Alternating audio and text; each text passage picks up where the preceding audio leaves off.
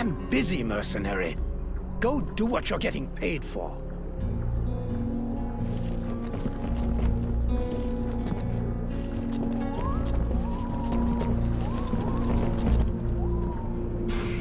Miss Vulcan, what brings you here?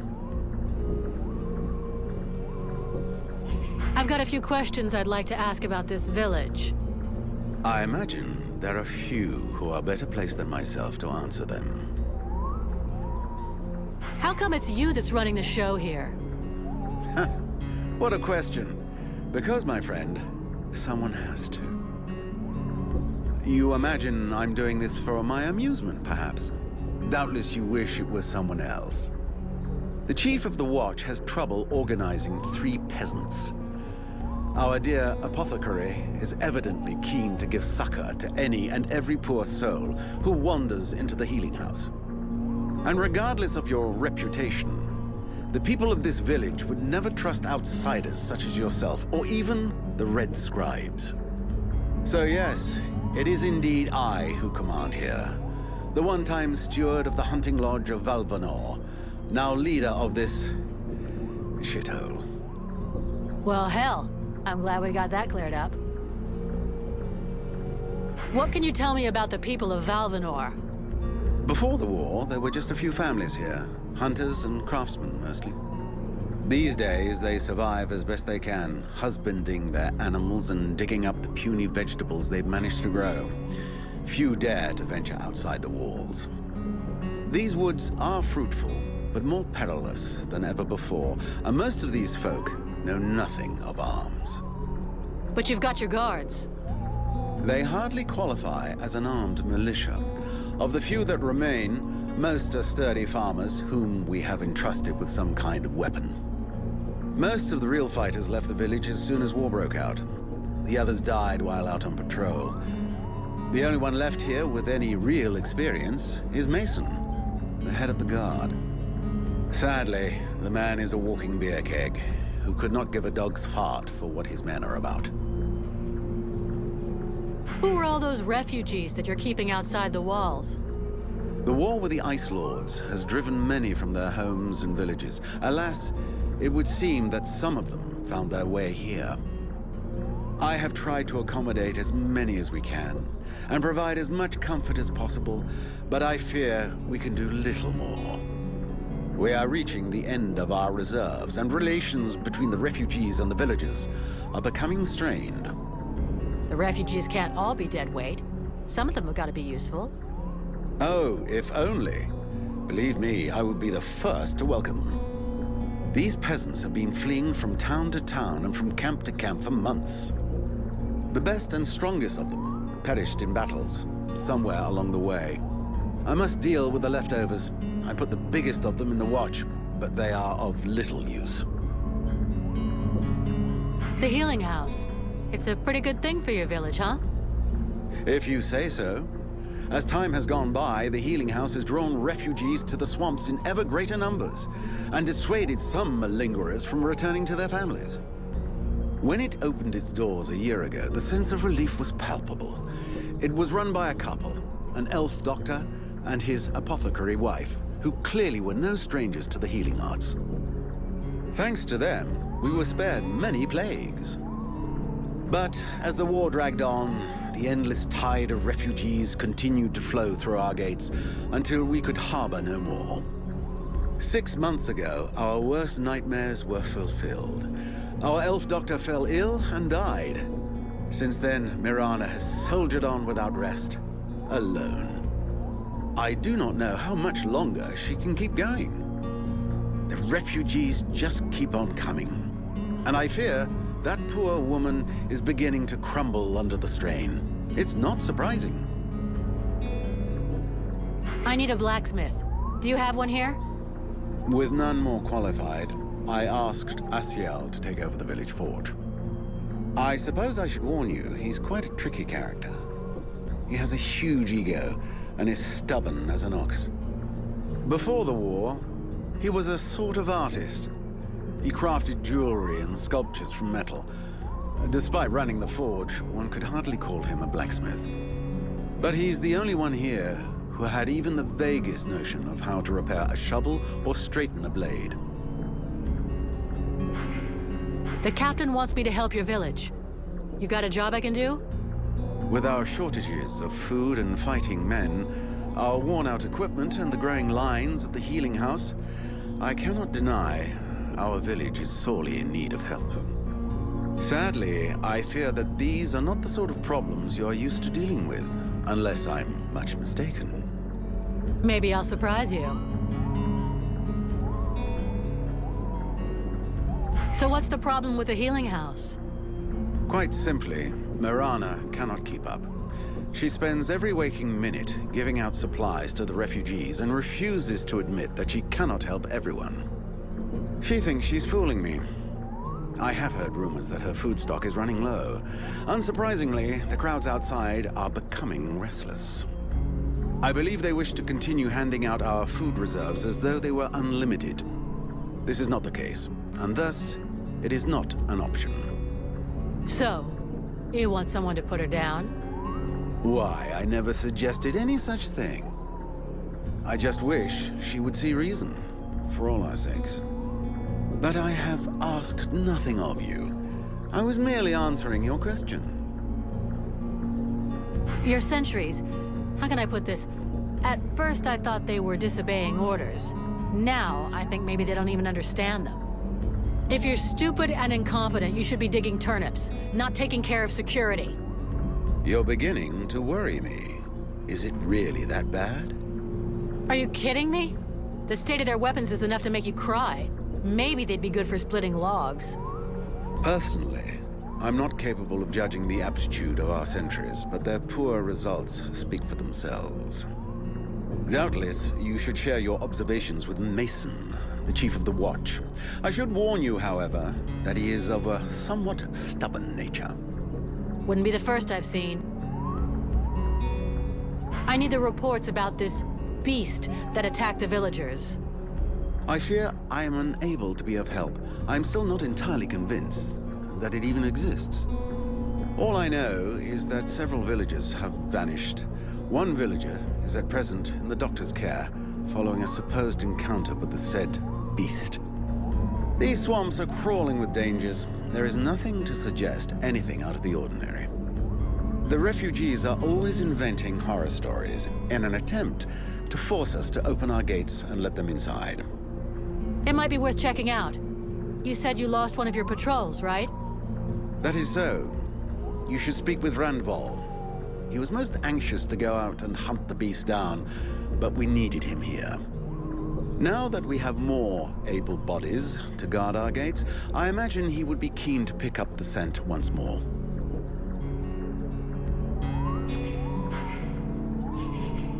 We'll talk again later.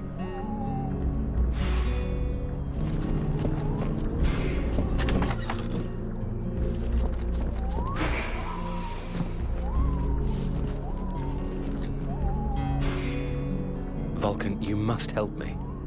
The prince is dying. Well, I'm happy to see that my talents as a doctor are finally being recognized. There's no doubt an explosion would cure him of all his ills forever. But I was actually thinking about your connections with the Red Scribes. If you could speak to them, it would save me having the prince's death on my conscience. I wouldn't exactly call myself a friend of theirs, but yeah, I can always give it a try.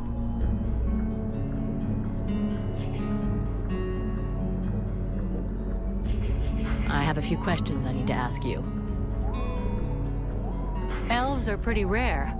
I haven't had the chance to talk to many. Can you tell me more about your people? We are born in the trees, eat only seeds, and we spend all the livelong day singing. I get the feeling you're fucking with me. Perish the thought. Well, it's just that we aren't that different from you humans, despite what one hears.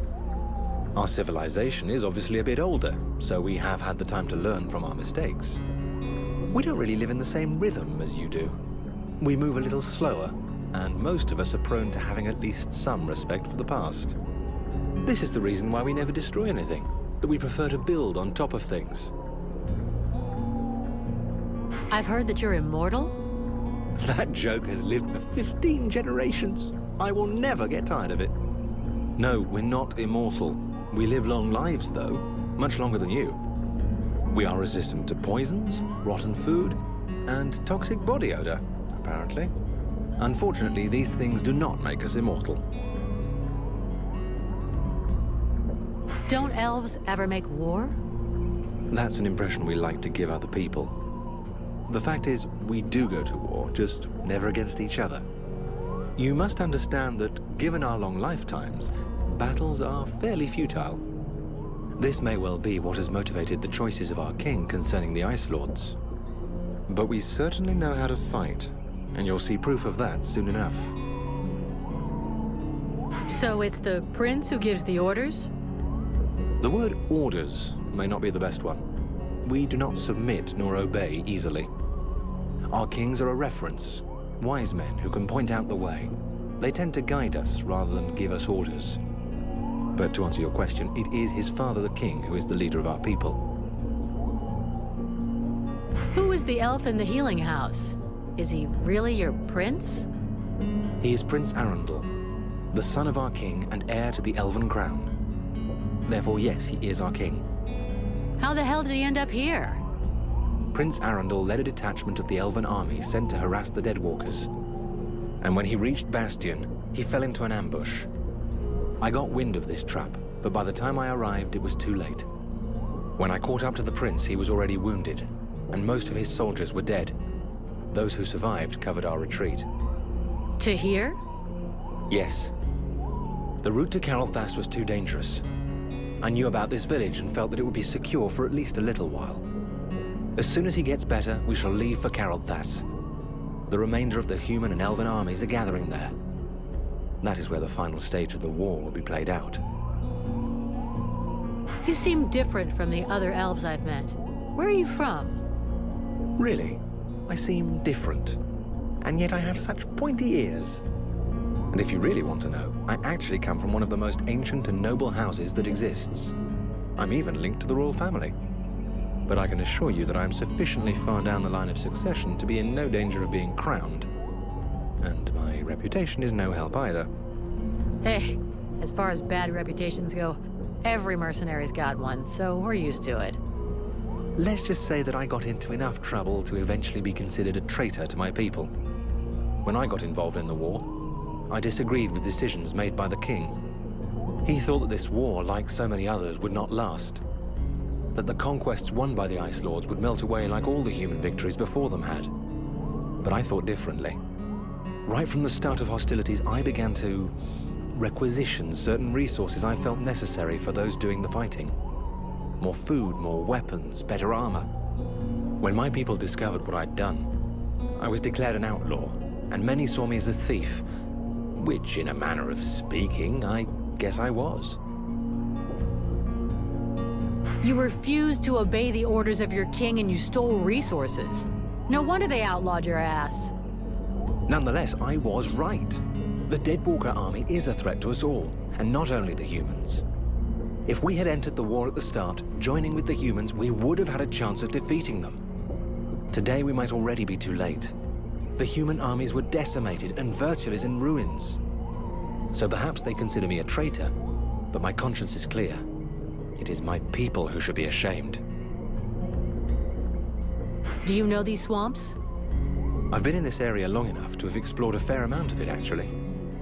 The region is rather inhospitable, which I suppose is a good thing under the present circumstances. A good thing? You're out of your mind. These swamps are a labyrinth. The Deadwalker scouts will never be autonomous enough to find their way to the village by themselves. That means we should be fairly safe for the moment. At least until a general or an ice lord comes to town. Except that recently, there has been a change in these swamplands. And I must admit that I no longer feel safe at all. What do you mean? Something is affecting the swamplands, corrupting the vegetation and the animals. And I have no idea what it is. But anything that grows or lives here could become a threat. So I strongly recommend that you watch where you put your feet. Let's change the subject.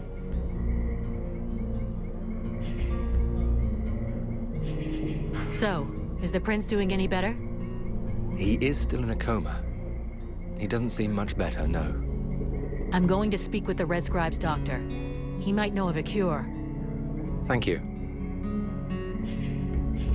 Let's change the subject. I need your expertise. Will you come with me? Of course I will. Lead the way.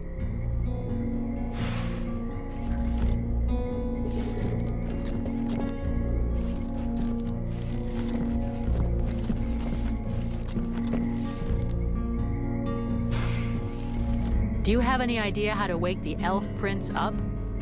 Unfortunately, I don't. I think I've tried just about every remedy I know, but nothing works. You said just about. I'm guessing that's not by chance. It's true, there's one formula I haven't tried yet. An extremely powerful solution that requires a certain ingredient to make. An ingredient I don't have. What is it? A very virulent poison secreted by the chrysalid queen. But be careful you don't mix them up with the ones you usually see. I wanted to go looking for them myself, but the villagers stopped me. They say they're really dangerous. It seems they can be found along the road we took to get here. And apparently, they only come out at night. I'll get you some.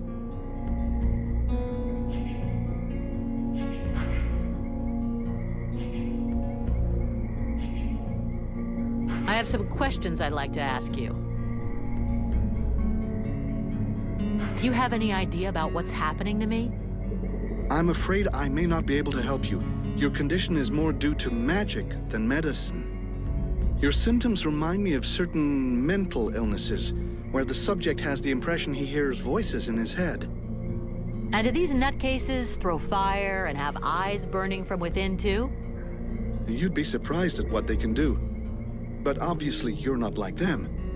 That being the case, if you study them, you might find some answers. In particular, I'm thinking of the fact that most of these poor madmen end up giving free rein to the darkest side of their personalities. Make sure that doesn't happen to you. Can I have a look at your stock?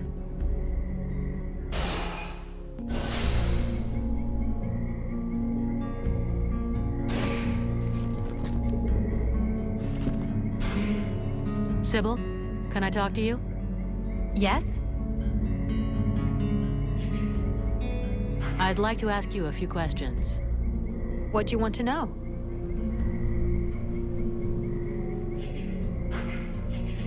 See you later.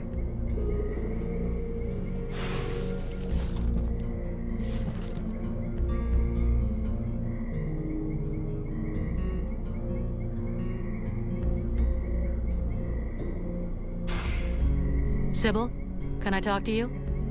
Yes? I need your help. Come with me? If you want.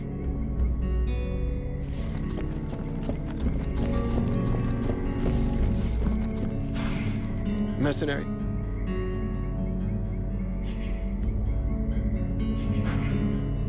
Tell me more about your order. Before the war, our main objective in Creed was to collect and save all kinds of knowledge.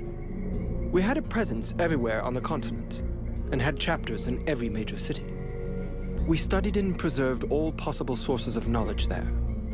We also dispensed information and care.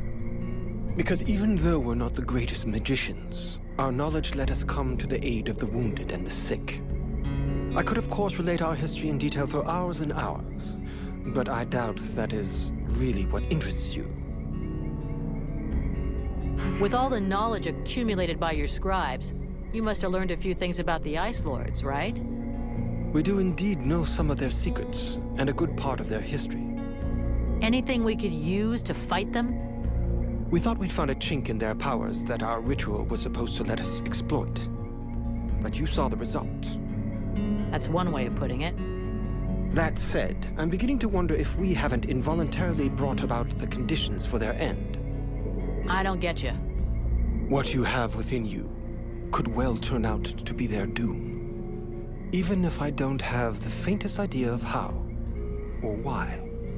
And unfortunately, as long as we don't know more about it, we also have to fear that it might lead to our doom, too. I need your help.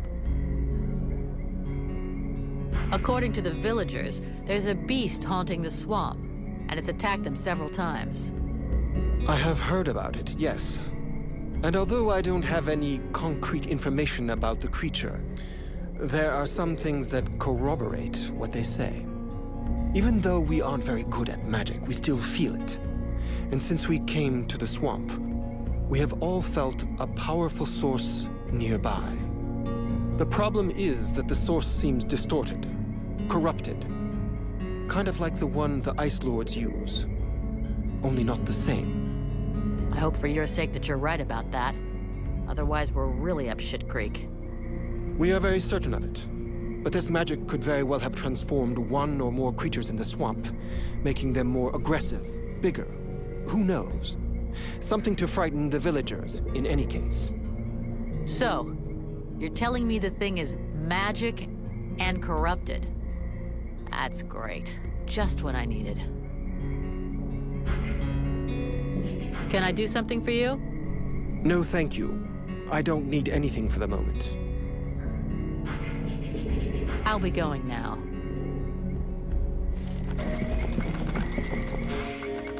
Haven't you anything better to do than bother me? Hang on a sec. The steward himself sent me here to give you a hand. Wonderful. I've been after him for months to get me some help, and he sends me an armed ape. You practice medicine, I presume? Your tools seem rather barbaric.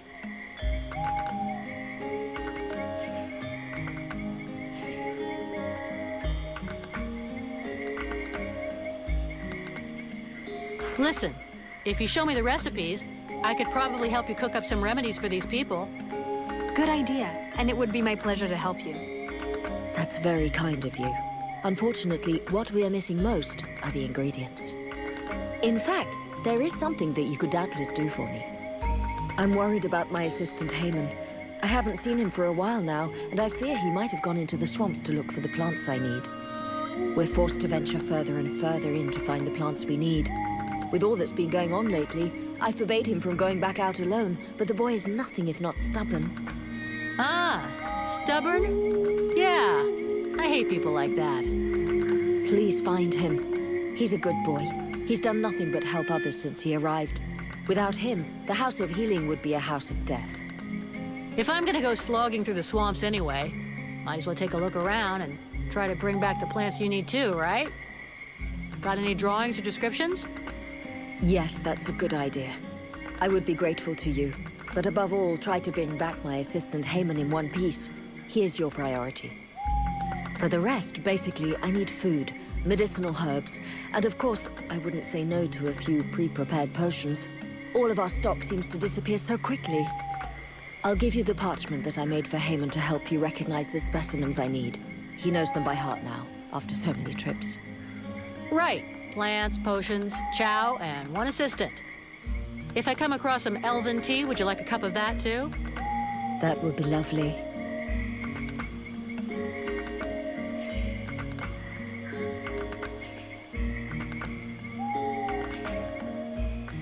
Have you heard any rumors about a beast wandering around in the marshes? They are not rumors. There is something in these marshes, and I have a patient in a coma that confirms it. Something? What does that mean? Where can I find it? I don't know exactly what it is. The wounds don't resemble anything seen around here before. What you seek is large, powerful, and obviously has enormous claws at its disposal. The wounded man was found west of the swamps, crawling towards the village. If you really wish to fall upon that beast, that would be a good place to start. But bear in mind the possibility that it may be the beast which falls upon you. I'd like some information about the village and its inhabitants. So, what do you think of the steward? Oh, don't get me started on that. Too late if you ask me. If I were you, I'd be wary of him. He is not as honorable as he would have you believe. Know that before the war, he was just a lackey, bowing and scraping before all the people of power that passed by. Due to a superior's mistake, he thinks he's in charge now. He's a latecomer, nothing but an opportunist, ready to do anything to keep his little piece of power. I've had the misfortune of experiencing his sense of priorities. When he no longer has a use for you, he lets you know you're not welcome.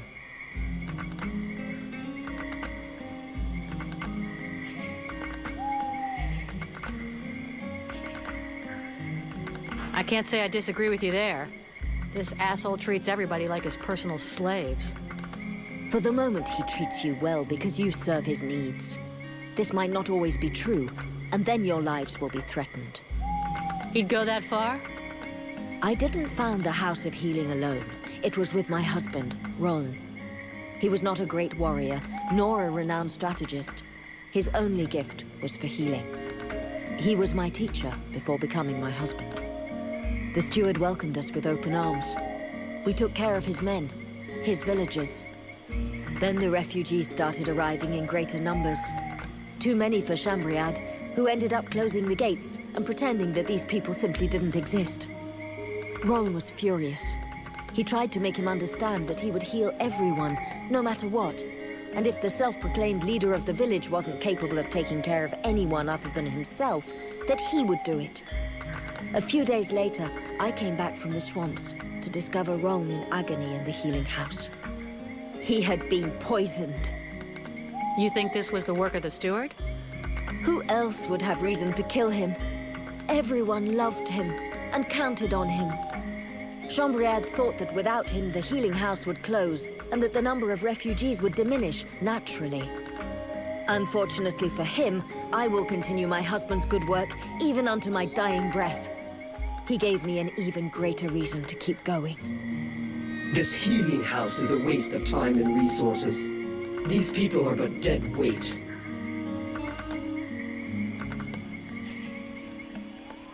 What did you do before the war? Before the war?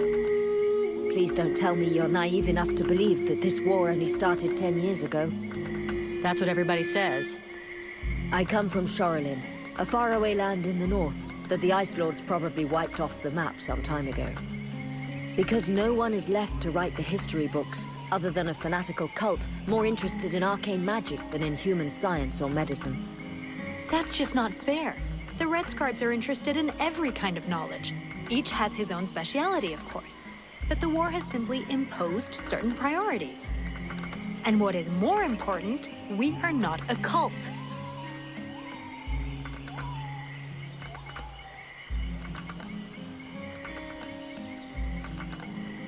If you say so, young lady. The fact remains that the war is far more ancient than that. For as long as I can remember, I have always known war. I was only just learning to walk when Marshal Winters invaded my homeland. I've heard of this Ice Lord. Winters the Bloodthirsty. I wandered along the main roads for years, always heading further south, staying just ahead of the advancing Deadwalkers. First with my sister and a family of neighbors. Then just with my sister. Then all alone. Until the day I met the man who would become my husband. A remarkable elf who taught me how to heal and how to love and help those near me. But after years of fleeing and ending up here in this isolated village so in need of healers, we decided to put down roots. Roan died 8 months ago, leaving me alone and in charge of the House of Healing that we had built together. Who are these refugees you're helping? They are the outcasts of the war, those who didn't have the privilege of dying in combat or who lack knowledge of the arts of the forge. No one wants them. If I don't help them, nobody will.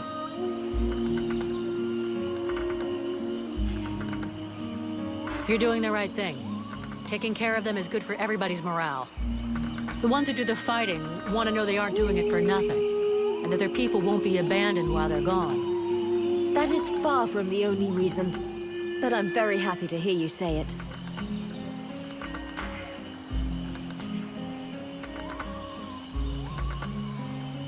Let's talk about your healing house.